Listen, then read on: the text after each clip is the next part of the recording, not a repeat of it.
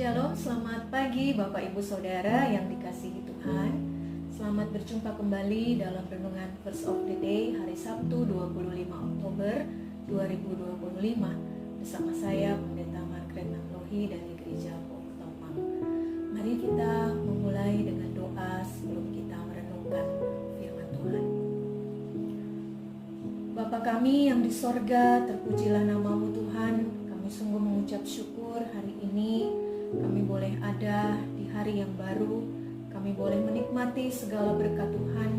Kami boleh diberikan kesempatan untuk membaca, merenungkan firman-Mu mendasari perjalanan hidup kami hari ini. Kami mohon bersabdalah ya Tuhan, tuntunlah kami dengan firman-Mu senantiasa, agar kami selalu boleh hidup sebagai pendengar dan pelaku firman yang setia. Terima kasih Bapa. Di dalam nama Tuhan kami Yesus Kristus, kami berdoa. Amin. Bapak Ibu Saudara yang dikasihi Tuhan, firman Tuhan pada pagi hari ini di dalam Daniel pasal 6 ayat yang ke-11. Firman Tuhan berkata, "Demi didengar Daniel bahwa surat perintah itu telah dibuat, pergilah ia ke rumahnya. Dalam kamar atasnya ada tingkap-tingkap yang terbuka ke arah Yerusalem. 3 kali sehari ia berlutut, berdoa serta memuji Allahnya seperti yang biasa dilakukannya." Bapak Ibu Saudara, berapa kali kita berdoa dalam sehari? Apakah kita adalah orang-orang yang memiliki waktu doa khusus untuk bersekutu dengan Tuhan dalam kehidupan kita setiap hari? Ataukah kita kadang-kadang masih menggabaikan jam doa kita? Mungkin juga ada orang-orang Kristen yang berdoa hanya pada waktu makan saja, tidak memiliki waktu untuk bersekutu secara khusus dengan Tuhan. Bapak Ibu Saudara, hari ini kita belajar dari Daniel, seorang bangsawan Israel yang bekerja di istana Raja Babel pada masa pembuangan Israel ke Babel. Ayat firman Tuhan hari ini menyatakan bahwa Daniel memiliki kebiasaan yang sangat baik, yaitu berdoa 3 kali sehari.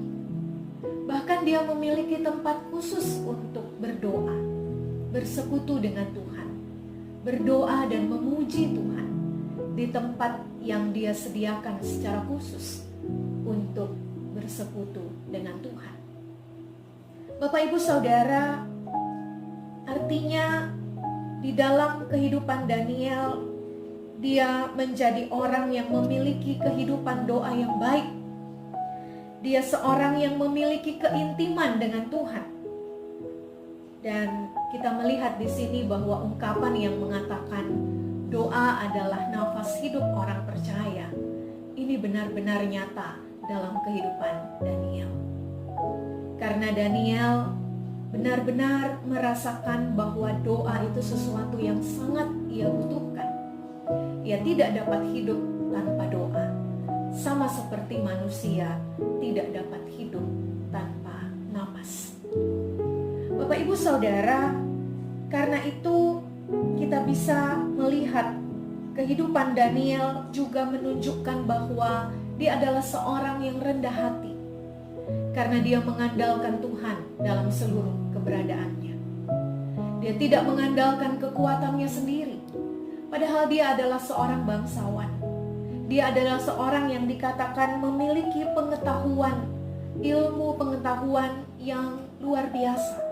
Dia memiliki hikmat, dia memiliki banyak kelebihan.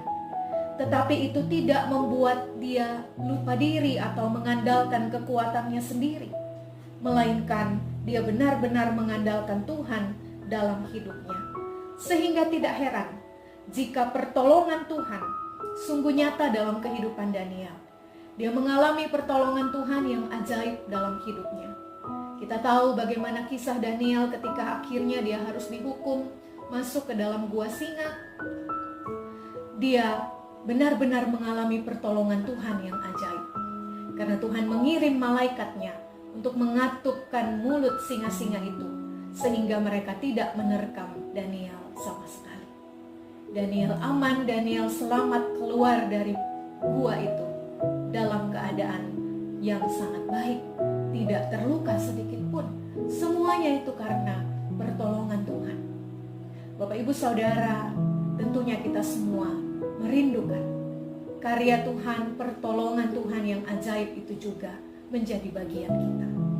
Karena itu mari belajar dari Daniel.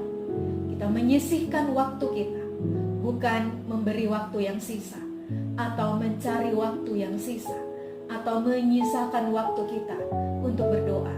Tetapi kita selalu mau menyisihkan waktu kita untuk mencari Tuhan dengan sungguh-sungguh. Karena setiap orang yang mencari Tuhan dengan segenap hati, yang benar-benar mengandalkan Tuhan dalam hidupnya, pasti dapat melihat dan merasakan karya Tuhan, pertolongan Tuhan yang ajaib dalam hidupnya. Kiranya Tuhan memberkati kita dengan firman-Nya. Mari kita berdoa. Bapa di sorga, terima kasih atas firman-Mu pagi ini. Biarlah Engkau memampukan kami ya Tuhan, untuk senantiasa boleh menjadi anak-anak-Mu yang selalu setia berdoa, yang senantiasa menyisihkan waktu untuk bersekutu dengan Tuhan dalam saat teduh, dalam doa, dalam persekutuan dengan Tuhan, di mana kami juga boleh membaca kebenaran firman Tuhan, memuji Tuhan, sama seperti apa yang dicontohkan oleh Daniel dalam pembacaan firman hari ini. Terima kasih Bapa, biarlah Engkau yang terus menyertai dan memberkati kami dalam seluruh keberadaan kami sepanjang hari ini. Kami mohon di dalam nama Tuhan kami Yesus Kristus yang mengajar kami berdoa bersama-sama. Bapa kami yang di sorga, dikuduskanlah nama-Mu, datanglah kerajaan-Mu, jadilah kehendak-Mu di bumi seperti di sorga. Berikanlah kami pada hari ini makanan kami yang secukupnya, dan ampunilah kami akan kesalahan kami, seperti kami juga mengampuni orang yang bersalah kepada kami. Dan janganlah membawa kami ke dalam pencobaan, tetapi lepaskanlah kami daripada yang jahat, karena Engkaulah yang mempunyai kerajaan dan kuasa dan kemuliaan sampai selama-lamanya. Amin. Demikian renungan Verse of the Day hari ini. Selamat berakhir pekan. Tuhan menyertai dan memberkati kita semua.